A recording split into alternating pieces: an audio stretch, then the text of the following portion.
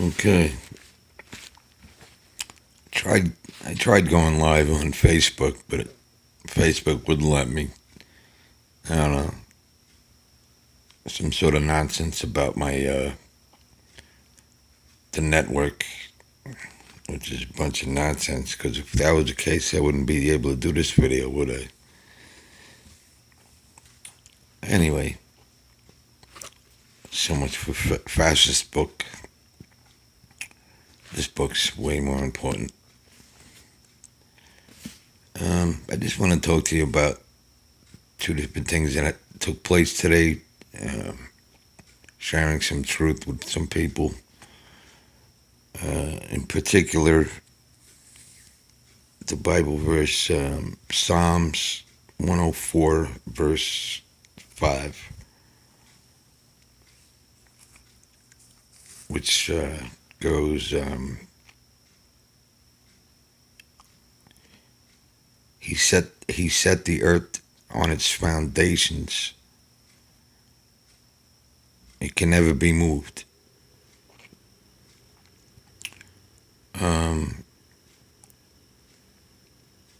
First, I showed it to somebody at work, a coworker.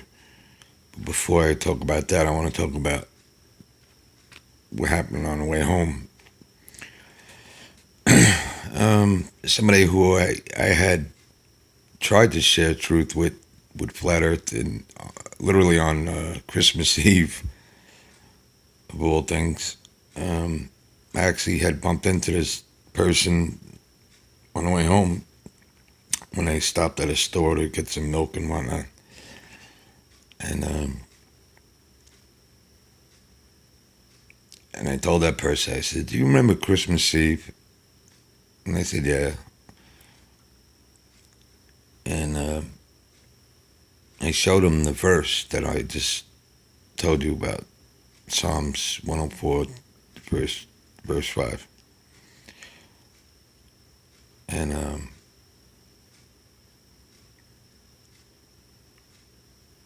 it's actually a female, and she goes, "Oh, I love that." And I says, "Well, what does that mean to you?" And she goes, "Oh, that means God made Earth." I'm like, "Yeah." This is what else does it mean to you? It means it doesn't move. In other words, when I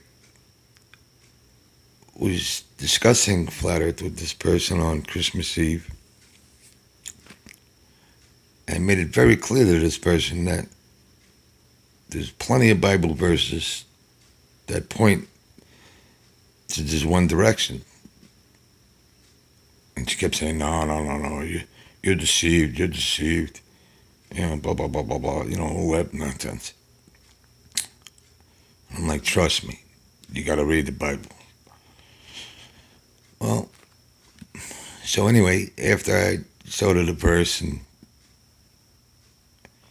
then I said the words, I says, it also means the earth don't move. I noticed a look on her face, like it hit her, like a ton of bricks, like she was startled and almost kind of speechless, so to speak. She had that look on her face, like, whoa, like it just hit her hard. But I didn't have time to hang around.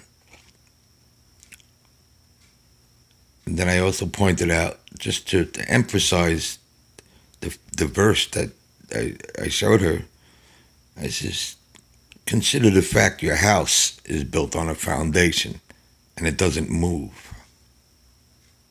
Then I said, have a nice night. And I just took off. I left her hanging on that. But definitely, I could see how it like blew her mind. Let's put it that way. All right, going back to the coworker that I showed the same verse to.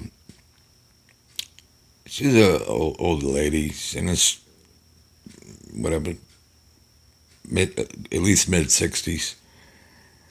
And she's just one of them type of people that I look at her like she wants to be the queen bee, and she always wants to be right. And regardless if you're right, she'll she'll deny you left and right because she wants to be the queen bee. One of those kind of people. Basically, doesn't want to be reasonable. Just wants to look correct to other people, even though she wasn't. But anyway, I read the same thing. It's very clear. It's very obvious. The earth is set on its foundations. It cannot be moved. It's fixed and immovable. What else do you need to hear? And I explained the same thing about the house. Your house is built on a foundation to be stationary. It doesn't move. Oh, but doesn't necessarily mean that. But that doesn't mean it doesn't spin. But. I'm like, really? You're being totally irrational. That's what I told her. Totally irrational. It's like, come on now. If I show you the color green, you're gonna call it blue. But I also saw her staring off into like nowhere, and she was kind of thinking about it, like she was kind of like struggling with it and thinking about it. So basically, I'm pretty sure I left a mark with that verse, but she won't. She's too stubborn to, surrender, so to speak. She just wants to be right. As simple as that. But I know deep down inside, I told her so many things over the weeks and months and everything that it is what it is. It's common sense. It's reason. It's truth. It's scripture. Everything I showed her every angle there is, every scenario, every piece of evidence. They broke down NASA, everything. So, whatever.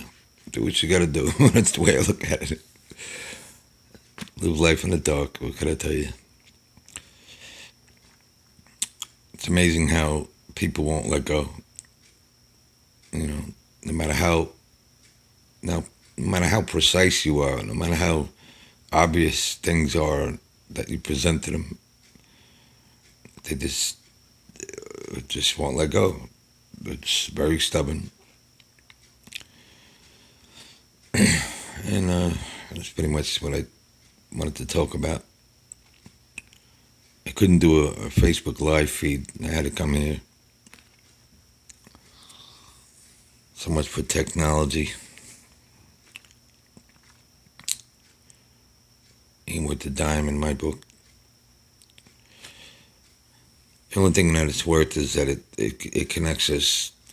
It allows us like-minded people to connect and grow and share.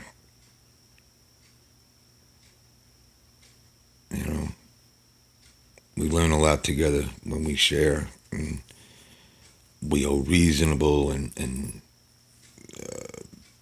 civilized and adult-like, not freak out when you don't understand something, because the truth is, are open-minded. They don't freak out when they don't understand something. They thirst for the truth, and it's a process. And everybody in the truth community, particularly in the flat Earth community, are very ahead of the other truthers as far as like being open-minded and respectful and understanding and reasonable and all that. Because we're more grounded with scripture and the Creator. There's a lot of other truthers out there, with many of the other things that we are truthers with whatever, the government and the 9/11 conspiracies, whatever, that not necessarily are connected to this book right here, but they do share a lot of good information. So it is what it is. Um, in closing, I just want to say I'm very pleased to be associated with all my flat Earth friends.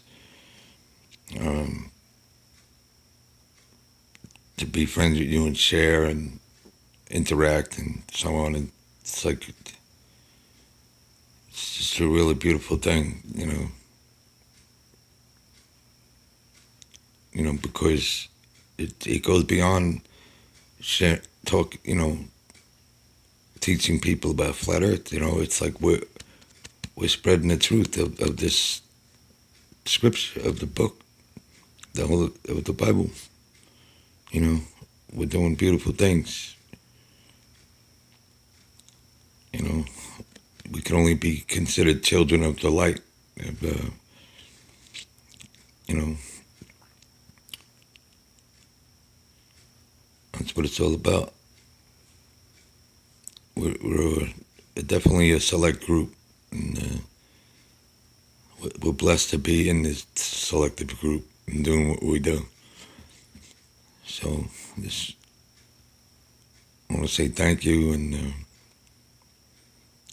you're welcome at the same time, because I like sharing what I share. So,